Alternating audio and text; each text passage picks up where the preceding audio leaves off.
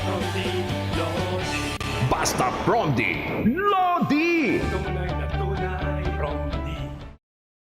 Binawi na ni Dumaguete Mayor Felipe Remolyo ang request for authority para mapirmahan ang Memorandum of Understanding sa pagitan ng pamahalaan ng Dumaguete at ng EM Cuerpo Incorporated.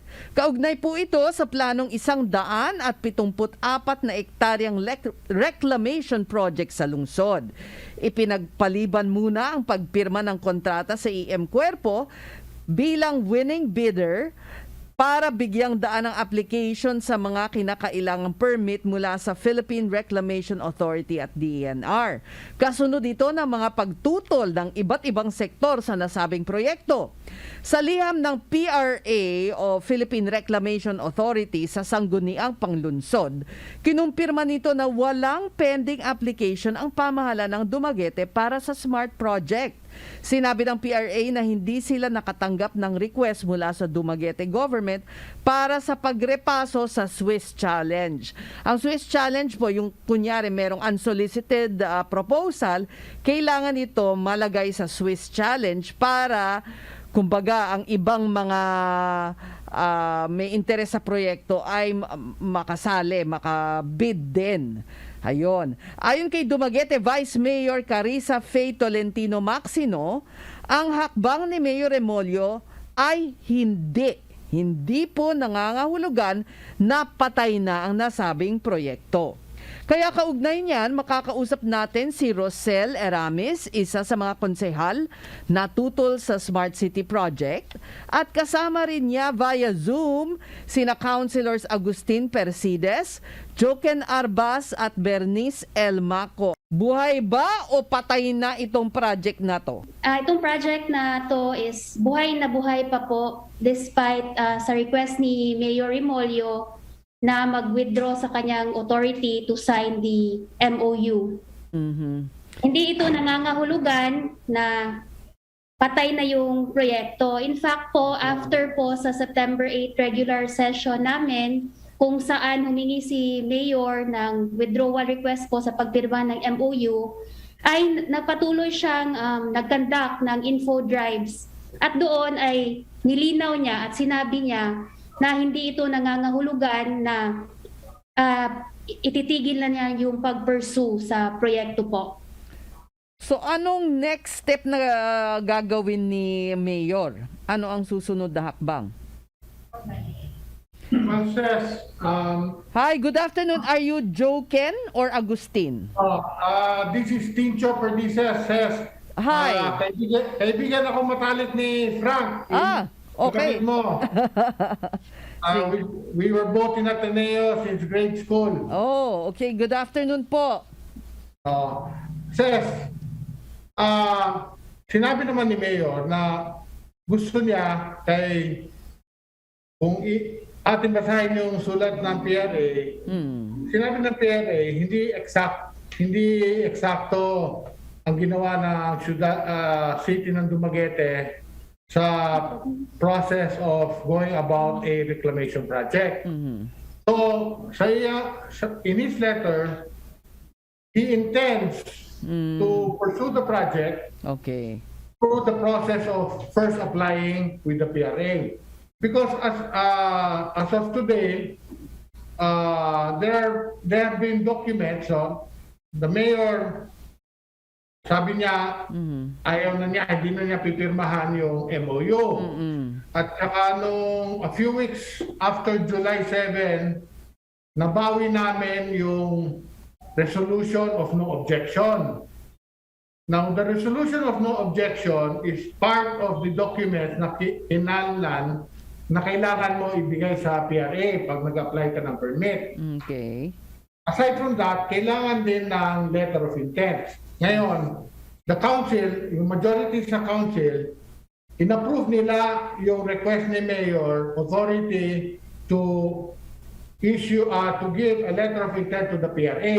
Okay. And that, despite our, sige kaming, we tried our very best na mabawi itong resolution, we never got the numbers to to pass that.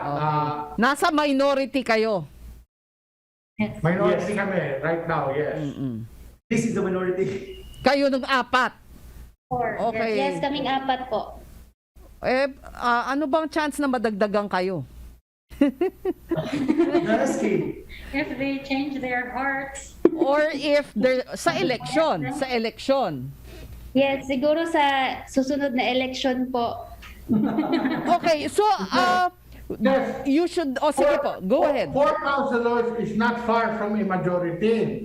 Kaya we are only 10 regularly elected councilors and 2 ex officio members. Sa SK at saka sa barangay, sa ABC. So a full council only has 12 voting members.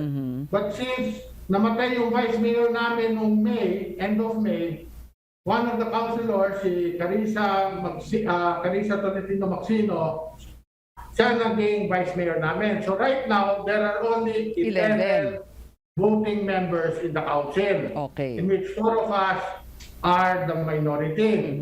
But together with us lately, the president of the SK Federation has already voted against this reclamation project, basing on his personal belief na he is against any reclamation because of what it can do for the environment, and he feels that he carries the voice of the youth of Dumaguete who are also very opposed to the proposed project of the mayor. O di 5 na. Kulang pa din. Kulang pa ng isa actually. Oo, kulang na We're isa. hoping one of our colleagues in the council would change heart for the city and the people of Dumaguete says. So we are hoping 1 or 2 of them would join us in this cause. Okay.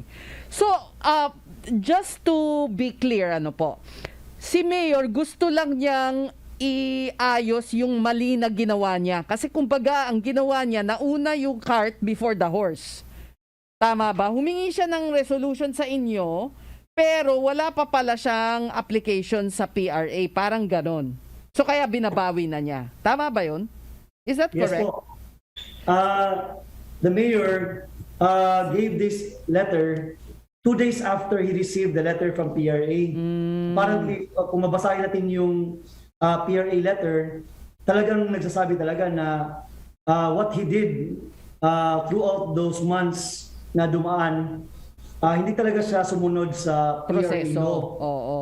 In fact, meron pa mga BOT law na dapat i-comply, especially na JV to na joint venture to na transaction.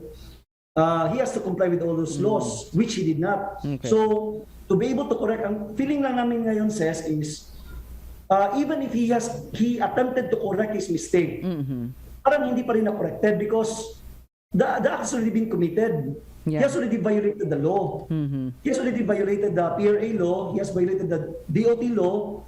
And therefore, it cannot just be corrected by simply withdrawing that authority. Yan yung feeling, yan yung paniniwala namin. Okay. What's preventing the 4 of you or any other group to file a case before the ombudsman or ombudsman po ba ang tamang ahensya para dyan? Yes.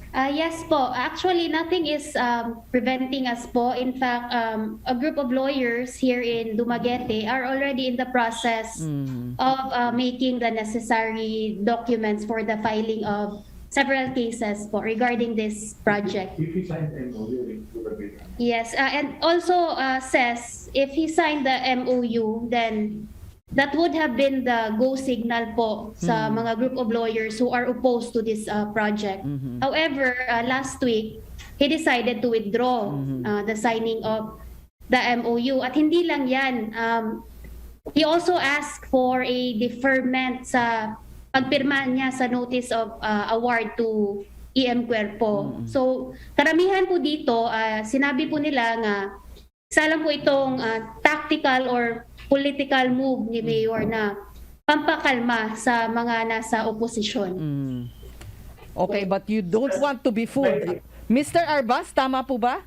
Yes, yes. Yes, go ahead, sir. If I may, says, I want to believe na yung dinaanan ng yung process na that they followed, for example, yung pagtanggap ng unsolicited proposal. Dumiretso sila sa PPP Selection Committee. Ang PPP Selection Committee nag-evaluate using government funds, using government time. Then dumaan sila sa proseso ng Swiss Challenge. Then they use again the same funds of government, the same time of the government. Na tingnan mo kung ilang tao ang nadamay dito. Hindi lang si Mayor, dinamay niya lahat ng mga department heads who were sitting as the PPP Selection Committee. Now, he went through the whole process of Swiss Challenge. He published it. Nag-publish sila sa PhilJeps. Dumaan sa buong proseso without going through the right process, not following the law. Okay. Do you think he can correct this by simply withdrawing that authority? Diba? Pero the fact na umatras siya, medyo natakot din. Kasi kung pipirmahan niya yung sinabi niyong MOU, for sure sasampahan niyo na agad ng kaso no? Totoo yun, sir. Totoo po. Actually, ang stand namin goes even beyond yung PRA, yung sagot ng PRA. Kasi ang first stand namin says, meron kaming 2016 na PPP Code of Dumaguete. As a matter of fact, ang author ng PPP Code of 2016 ng Dumaguete was authored by the current Vice Mayor, si Carissa Tolentino Maxino, and co-authored by the City Legal Officer who was councilor then in 2016 to 2019 and who is strongly defending the position of Ipinalabas. He sits as a PPPSC. And he is also the legal, he sits as co-chair, I think, of the PPP's selection committee. Now, basically, yung PPP Code of Dumaguete ng 2016 clearly states there na silang dalawang gumawa ng batas. It states there that the city cannot accept unsolicited joint venture. Cannot. Ang palagi nila sinasabi, the same code of 2016 allows unsolicited proposals. And we do not go against that. Yes, we are allowed to accept unsolicited proposals, pero not unsolicited joint venture proposals. And they were the authors of that PPP code, which passed unanimously in the council. And they received this, nakuha nila itong unsolicited proposal, sabi ni Mayor, sometime November 2019. Okay. November 2019, the law applicable sa Dumaguete was the 2016 PPP Code. So dapat, day one pa lang, they returned na that to the private proponent because the code does not allow us to accept that kind of a proposal. Yes. Okay.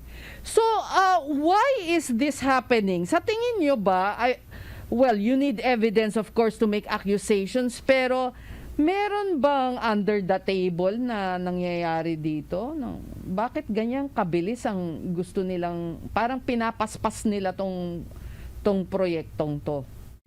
Ganito says, for us maybe, we don't want to accuse, you're right. Mahirap na mag-accuse, especially when it comes to corruption issue. Pero, bakit hindi sinabi, when they receive this proposal, tahimik sila. Tahimik sila hanggang nag-submit sila sa council for authority to sign that MOU or joint venture agreement. Doon pa lang nalaman ng buong city na meron ganitong project. The whole period for 2 years, almost 2 years, wala silang sinabi. Wala kayong kaalam-alam. You were totally in the...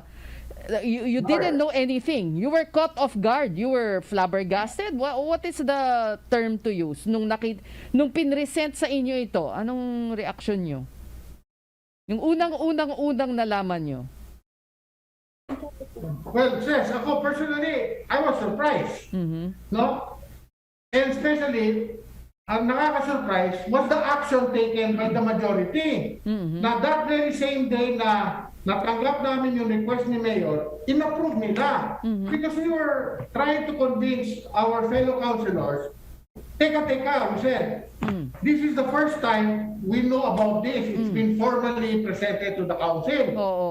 So, usually it says, a simple resolution or a simple ordinance Okay.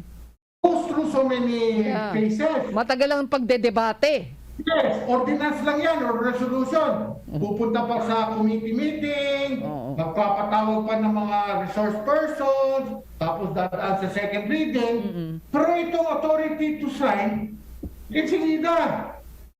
I mean, at the beginning, because like I said, we were all caught in the blind, we didn't know about this, we requested for time to consult our constituents because I believe, the four of us believe, we are the representatives of the people of Dumaguete who put us in Yeah. office. So it is just duty bound. Now, something like this, we go back to them and ask Okay. them, what are your thoughts about this? Oo. We were asking for time and we were never given time. Okay. Isa pa, Ses, kung titingnan mo yung sitwasyon ngayon, sabi nila na this is no cost on the part of the city. Pero kung titingnan mo, halos everyday, si Mayor nagkakandak siya ng mga info drives in a hotel. In a hotel. Kaninong gastos yun? Tsaka pandemic Pandemic ngayon Opo, he's conducting an info drive and he is using the HR department of the city to invite different guests. And he is inviting even all employees of the government during office hours to listen to him for 3 hours every day. Just to listen to him. So To you talk don't about this. you don't want to be blindsided na naman na parang or misled. Kasi on the face of it, you would think na, uy, umaatras si Mayor. Pero hindi. Tactical lang to. Opo. Yes po. Very clear. He is conducting his info drives every day. Probably more than, he may be spending more time with his info drives than spending with government service time. Okay, so the next step, what will he present to the council this time? If inatras niya tong yung authority to sign, anong next na balak niyang gawin? Well, sa amin, Ses, I think yung next move po ni Mayor is hihingi po siya ng authority, resolution of no objection sa City Council kasi yung letter of intent, buhay pa. Ang kailangan niya para mag-apply sa PRA is yung letter of intent plus yung resolution of no objection. Wala sa requirements ng PRA yung MOU Okay. in terms of the initial application process. So, yun siguro yung next na gagawin ni Mayor. Pero yung no objection, since you can vote against it at hindi naman unanimous, hindi yun pa, wala yun. It has to be unanimous. Tama ba? Simple majority lang po simple ang majority. approval nun. Oh. So, kami sa minority, kulang pa rin po kami sa numbers. Paano kung maging kailangan nyo ng dalawa pa, no? Tama, para manalo. More po. Oh. And maybe it says what is also required before getting a certificate of no objection from the council, kailangan ni Mayor na magkandaan ng council, not the mayor, but the council must conduct a public hearing. Diba? Because how can the council give a certificate of no objection if it is representing the people? It can only do that after listening to the people and getting the consent of the people. Right, but you said the first time this was presented, it was already approved then and there, di ba? You didn't have... That's true. That's true po, despite the absence of public consultations or hearings. Yeah. And maybe that's the reason why we were able to get it back na hindi sila nag-object when we asked for the revocation of that authority, that resolution of no objection. Okay. Kasi sabi namin, we need to have a public hearing first because we represent the people of Dumaguete. And when we say that we don't object, it's actually the people of Dumaguete that don't object to the project. Right. But then, I understand that in the public hearings, they were held but not enough opposition was heard. Parang, tama ba? Pinagbabawal yung mga...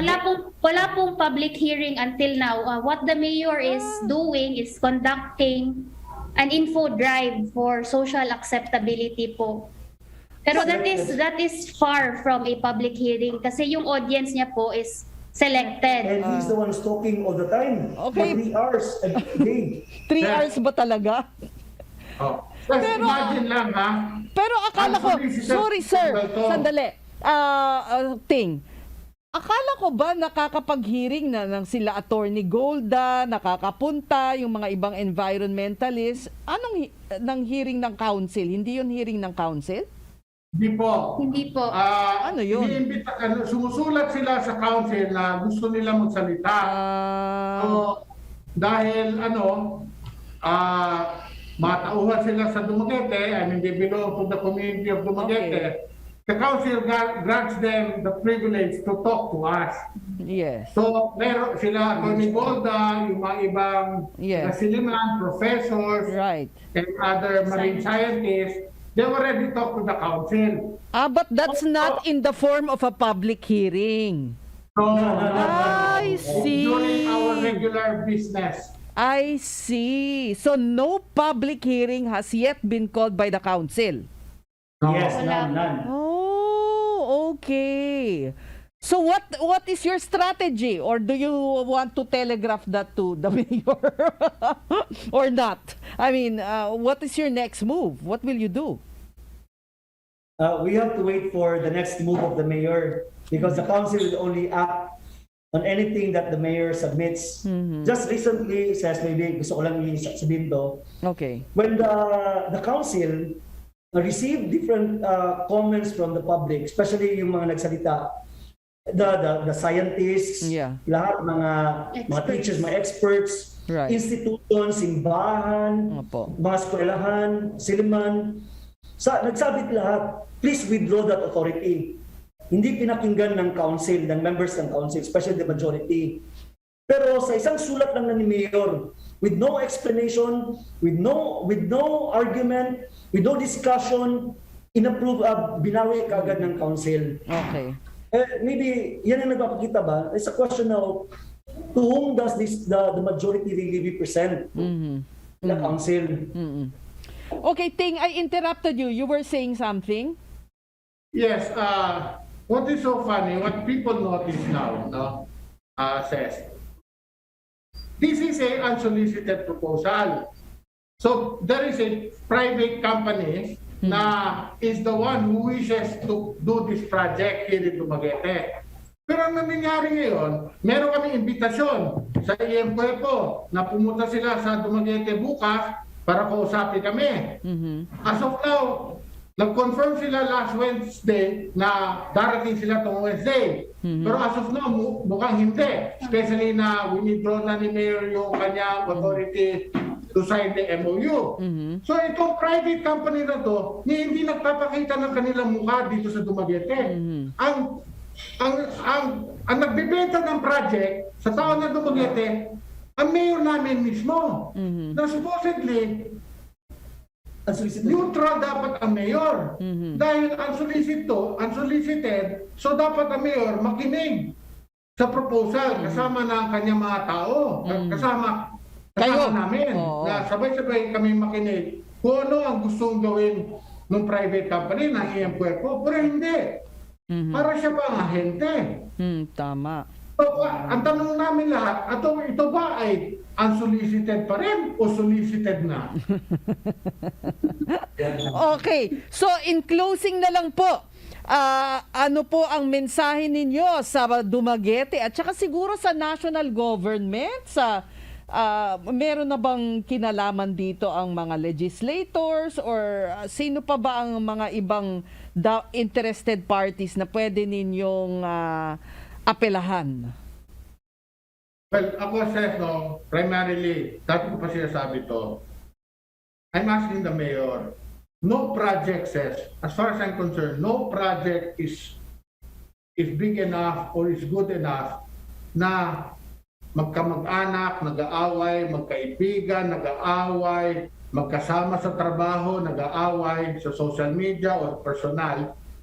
No project is worth it. Na isang community na Dumaguete, especially known as the City of Gentle People, dahil magkaibigan lahat ang mga tao dito sa Dumaguete. Ako, lumaki ako sa Quezon City, natapos ako sa Ateneo, tapos nagkaasawa ko sa Manila, sa Quezon City. Pero 2001, bumalik ako dito sa Dumaguete. Kaya masarap magpalaki ng pamilya dito sa Dumaguete. Now, no, because everybody is friendly to everyone until now.